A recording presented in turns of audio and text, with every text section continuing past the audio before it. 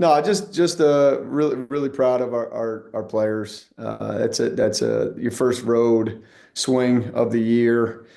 Really tough Louisiana team that we gritted out. Obviously, they were coming ready to play, jumped on us early, and we were able to respond and stay together. And then I think the Saturday game is just really hard for everyone. We got to Texas State. Obviously, the last time we played them was in the championship 2 years ago, so very unfamiliar with them, almost like a non-conference game. And uh, finally played well in the first quarter and never looked back. And so just I'm really our group is starting to figure each other out a little bit, and we're not there yet.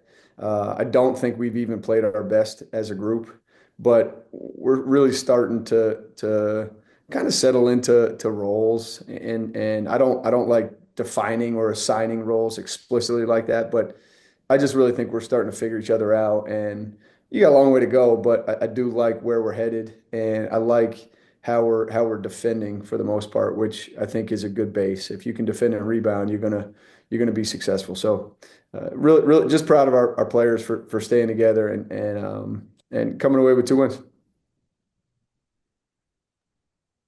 Coach, you mentioned how you're defending right now, and you and I and I've heard you talk to Corey about Bree and Zakiah. Just but has their defense has it led to everybody else playing a little better, a little different style? Have those two helped to lead everybody else defensively?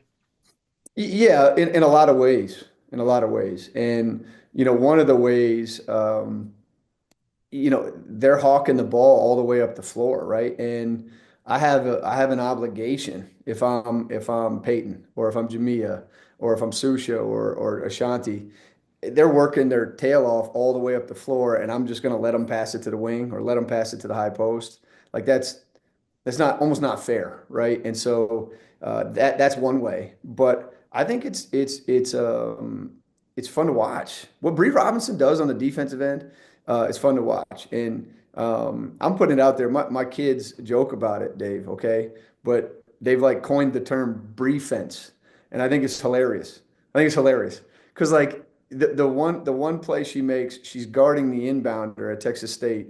So she's helping here, she's helping there. She goes back to her man, boom, gets a steal, comes down, driving. It's like it's contagious, and she's proven to be very selfless in what she does. And again, Zakiya is not nothing short of that. What she does is great for us too. But it does, I think, the more you do it, right, the more you understand how contagious it can be. And honestly, I think Susha's defense has been uh, as improved as anybody I've maybe ever seen. Peyton gets steals, right, and she's improved in that way. But and we call it smash, right, which is just bring it over and help side. Susha's been unbelievable with smashing, and I think she deserves a compliment for that because you don't get a stat for that, right? You don't get a stat for stopping somebody's drive that Peyton gets beat from the wing and Susha stops the drive. There's no stat for that.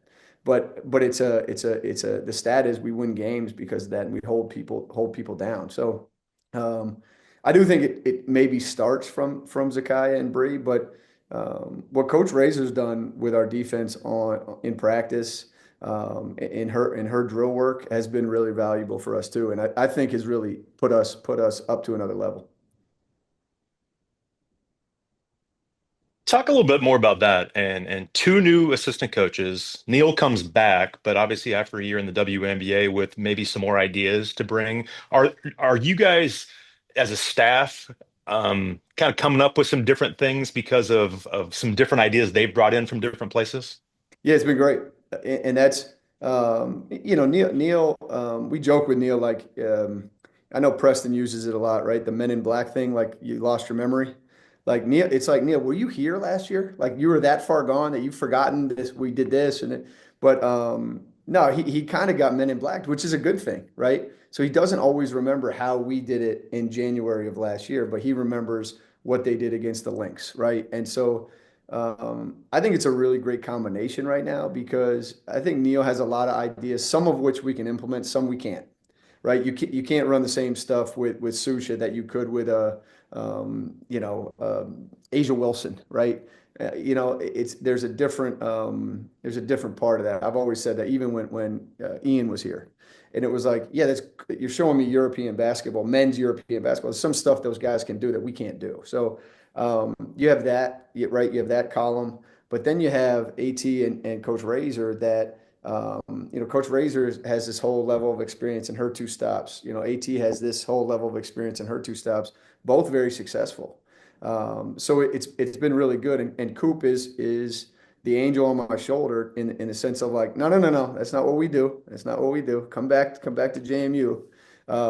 And so I think it's just a great combination. There's a high level of respect amongst the staff too. So it's been great. But as far defensively, Coach Razor deserves a lot of credit because she kind of grabbed the joystick with that when it was like, all right, we need help with this. What can we do? And here's her idea, and not an idea, but an execution of how to work on it.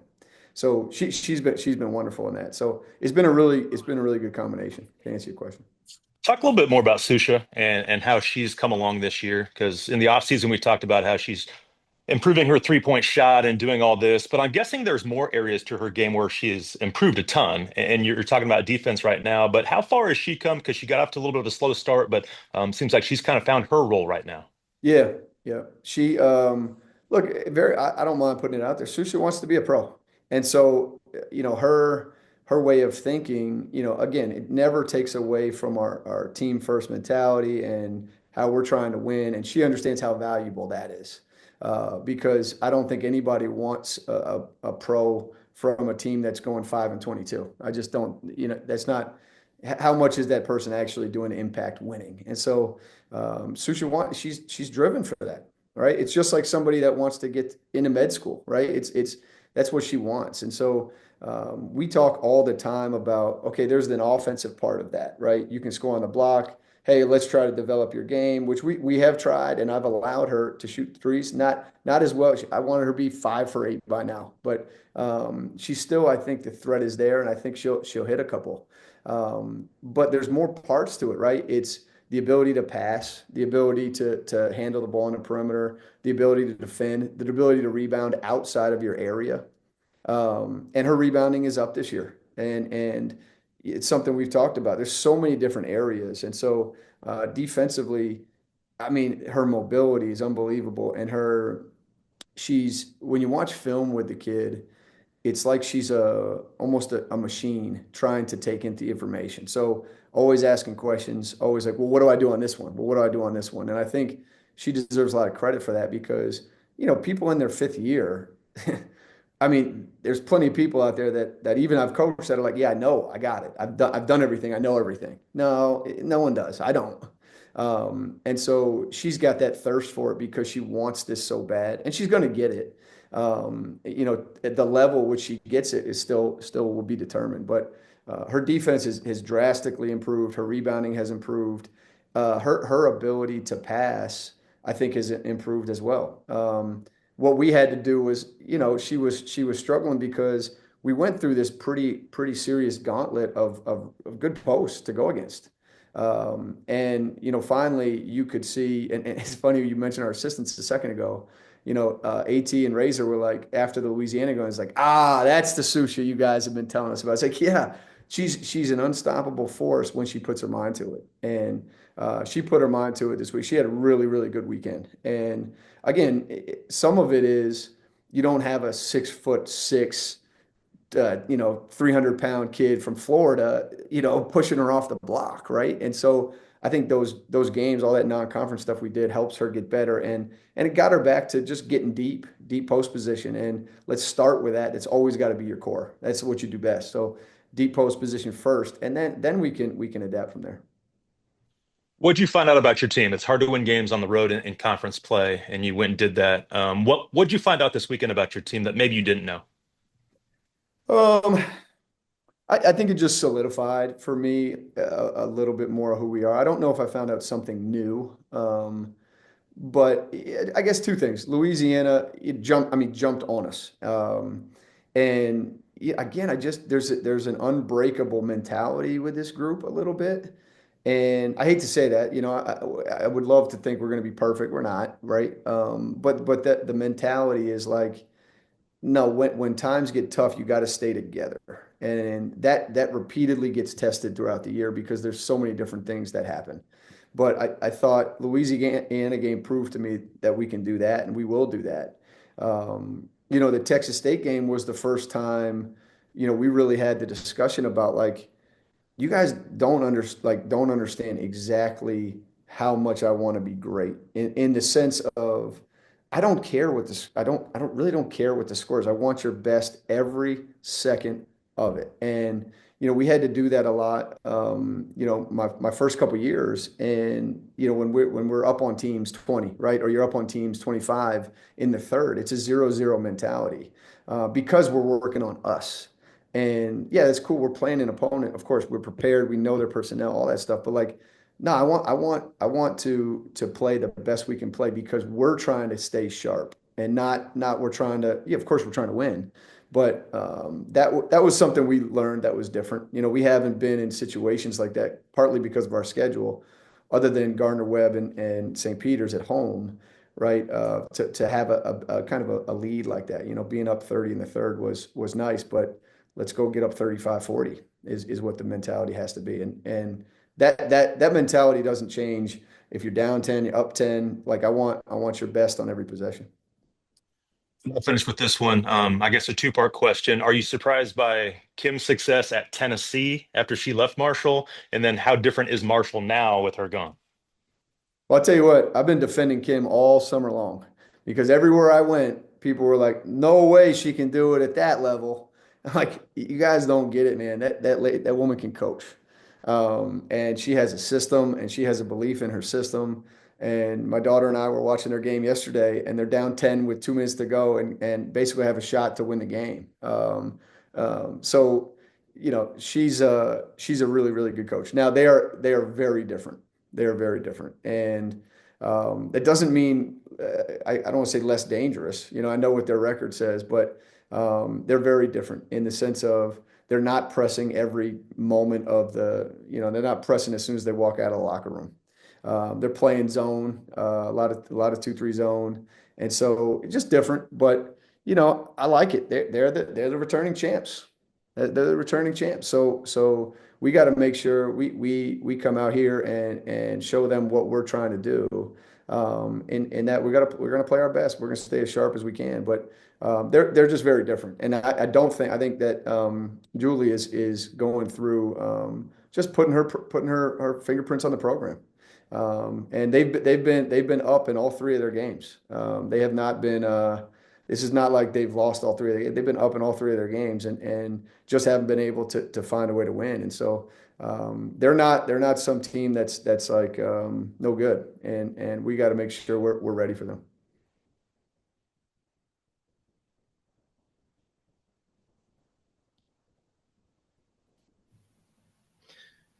Hey, Sean, it's Shane. You touched on this a little bit talking about Susha, I think, but and the schedule. But has there been sort of like, you hear maybe like a freshman talk about like, well, the game kind of slowed down for me at Mhm. some point.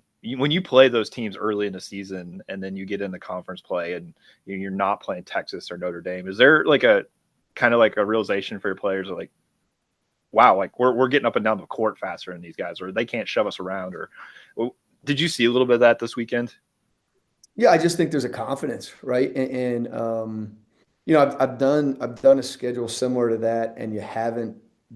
I don't want to say been as successful, right? But we've been 4-7 before, and you don't quite have the amount of confidence from 4-7 because you haven't. It's like you lose the Villanova game, you lose the Florida game, right? You lose the VCU game or something, and you just don't have I just think our team is confident in what we've been through, and I think it's pretty safe to say there's not another Sun Belt team that's been through what we've been through, win or lose.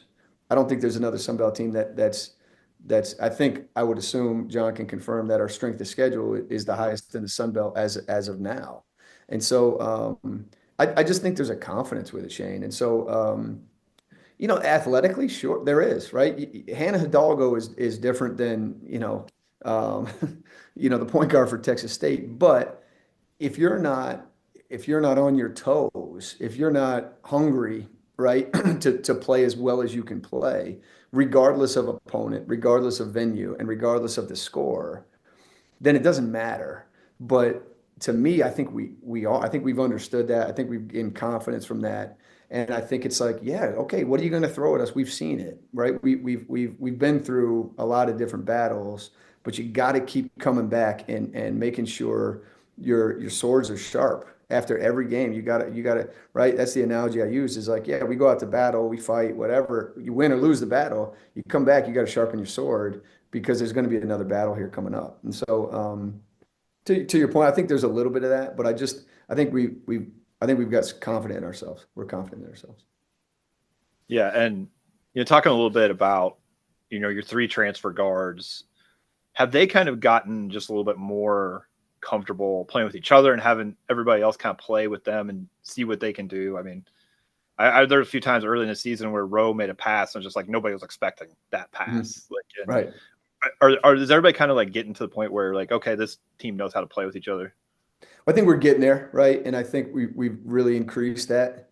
But to your point, yeah, I think there's the individual part for those three transfers, and then there is the team part. And the individual part is like, yeah, Ro wanted to come here and start. Like she said it, I know it. I've asked her to do this, and she's done it well. I thought Louisiana was the best game she's played so far. And then I thought Texas State was the best game Bree Robinson's played so far. So, yeah, I think there's a level of comfort individually with them, but then there is, to your point, all right, what is the way Bree Robinson moved the ball in the Texas State game shows me her understanding, shows me, wait, I'm going to be out there, and we're playing a point guard a little bit more. She found Peyton, she found Rowe, right? She found Susha, and I think like that's something we've needed. So it's yeah, the answer to your question is yes. And I hope it grows even further. Because I think what Susha did too in Louisiana is showed Zakiya and Bree and Roe exactly who she is, right? And what she's capable of. And I think Roe has gone through times where she's shown people what she's capable of. Peyton, et cetera, down the line. So, but I don't think it's over, right? I want to keep evolving and improving until we're done this year. And so I think we really took steps in the right direction with that. But we got to continue to do that and continue to grow. But I thought the last two games I thought we shared the ball really really well. I thought our shot selection was much better, and I think that is all part of trust. And I think trust is growing, and it's gonna take more time, but it's growing. All right, thank you. Thank you, Shane. Thanks for coming on. I mean, obviously, one of the big things for you in the last two games is that the shooting percentage for your team has gone up. Obviously, you're not playing maybe some of the teams you play in non-conference, but just talk about the advantage that gives you to just be able to shoot the ball at a higher rate than you have. Yeah, I mean, obviously it helps winning, right? And I've said this before, and defense is going to determine if we win. Offense will determine how much we win by, right? And I think your shooting percentage, it's like the chicken and the egg, right? I think your shooting percentage goes up the more you share the ball.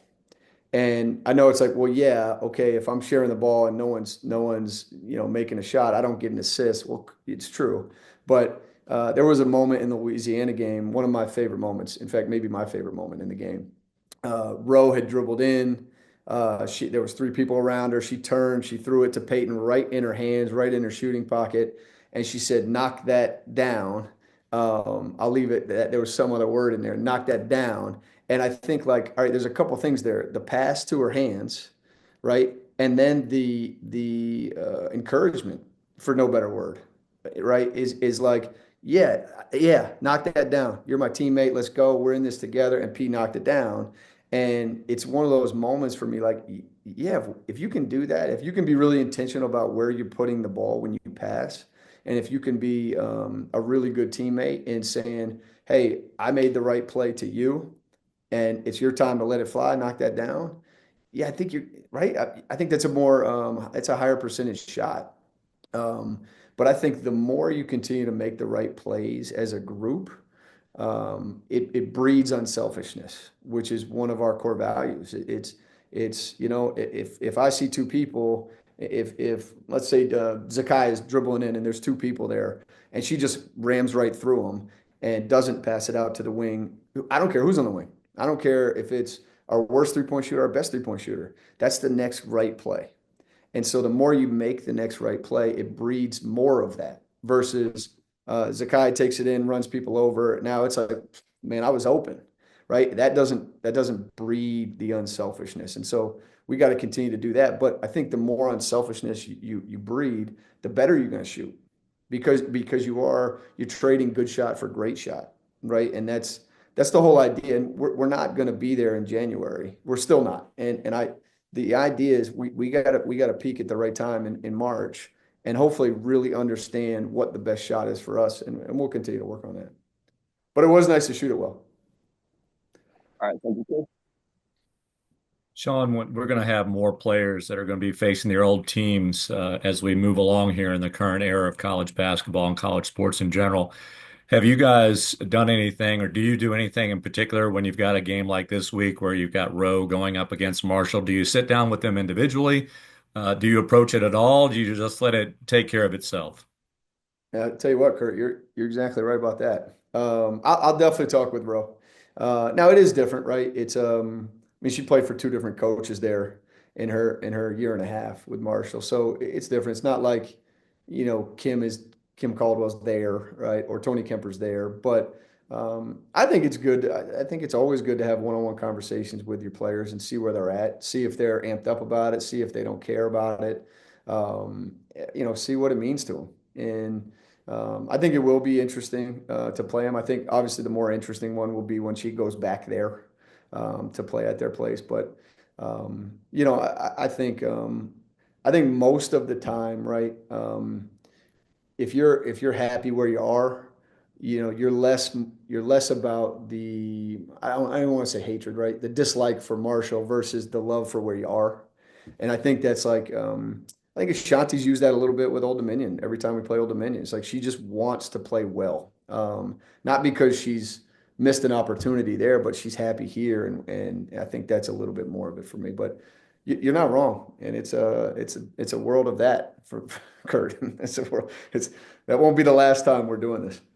So when Roe came in, and what's your expectations, what you anticipated her to do for your team, and what she's doing now, is there anything different? Is it exactly as you visioned it, or what has been different?